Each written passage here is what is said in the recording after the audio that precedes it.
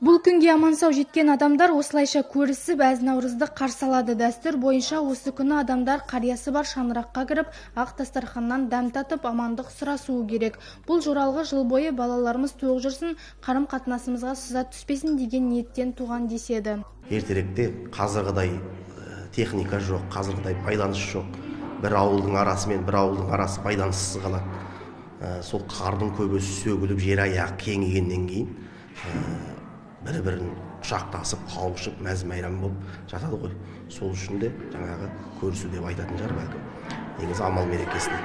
Бүгін сол амал мерекесімен барлық көкше халқын құттықтаймыз. Бүгінгі мерекеде жиылған қауымға қазақтың ұлттық тағамдары наурыз көже, ет, бауырсақ түрлі тәттілер ұсынылды. Қонақтар наурыз мейрамында бір-біріне ақ тілегін жаудырып, жүрек жарды лебізін білдіреді. Көрісуді тойлаудың басты мақсаты өзге ұлт өкілдерін мерекенің ерекшелігімен, салт-дәстүрімен таныстыру. Жоғары буын өкілдері ежелден қалған дәстүрді өскелең ұрпаққа кеңінен таныстыруды мақсат етіп отыр. Қазақтың сондай бір ұмытылып кетіп бара жатқан салт-дәстүрлерінің бірі, яғни шолпы тағу, яғни бой жеткен қызға оның жеңгелері жаңағындай ер жеткен кезде шолпы тағады, сол дәстүрді көрсетпекшіміз.